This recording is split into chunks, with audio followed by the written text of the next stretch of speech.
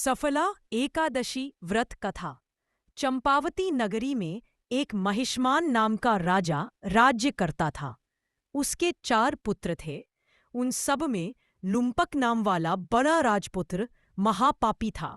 वह पापी सदा परस्त्री और वेश्यागमन तथा दूसरे बुरे कामों में अपने पिता का धन नष्ट किया करता था।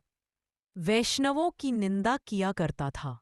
जब राजा को अपने बड़े पुत्र के ऐसे कुकर्मों का पता चला तो उन्होंने उसे अपने राज्य से निकाल दिया। तब वह विचारने लगा कि कहाँ जाऊं, क्या करूं। अंत में उसने चोरी करने का निश्चय किया। दिन में वह वन में रहता और रात्रि को अपने पिता की नगरी में चोरी करता तथा प्रजा को तंग करने और उन्हें मारने का कुकर्म करता। कुछ समय पश्चात सारी नगरी भयभीत हो गई। वह वन में रहकर पशु आदि को मारकर खाने लगा।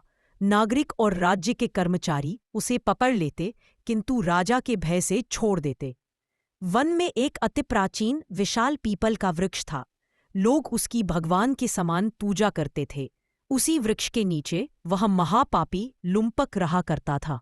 इस वन को लोग देवताओं की क्रीड़ास्थली मानते थे। कुछ समय पश्चात पौष कृष्ण पक्ष की दशमी के दिन वह वस्त्रहीन होने के कारण शीत के चलते सारी रात्रि सो नहीं सका।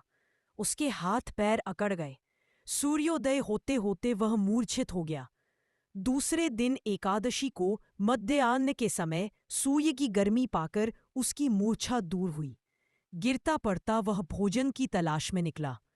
पशुओं को मारने में वह समर्थ नहीं था, अतः पेड़ों के नीचे गिर हुए फल उठाकर वापस उसी पीपल वृक्ष के नीचे आ गया। उस समय तक भगवान सूर्य अस्त हो चुके थे। वृक्ष के नीचे पल रखकर कहने लगा, हे भगवान, अब आपके ही अर्पण है ये फल, आप ही तृप्त हो जाइए। उस रात्रि को दुख के कारण रात्रि को भी नींद नहीं आई। उसके इस उपवास और जागरण से भगवान अत्यंत प्रसन्न हो गए और उसके सारे पाप नष्ट हो गए। दूसरे दिन प्रातः एक अति सुंदर घोड़ा अनेक सुंदर वस्तुओं से सजा हुआ उसके सामने आकर खड़ा हो गया। उसी समय आकाशवाणी हुई कि हे राजपुत्र, श्री नारायण की कृपा से तेरे पाप नष्ट हो गए हैं। अब तू अपने पिता के पास जाकर राज्य प्राप्त कर। ऐसी वाणी सुनकर वह अत्यंत प्रसन्न हुआ और दिव्य वस्त्र धारण करके भगवान आपकी जय हो कहकर अपने पिता के पास गया।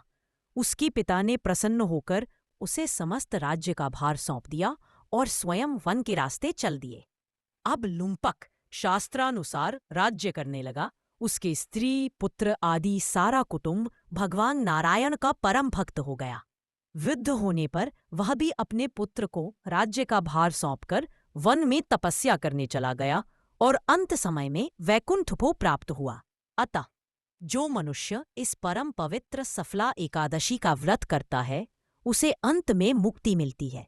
जो नहीं करते वे पूंछ और सींगों से रहित पशुओं के समान है।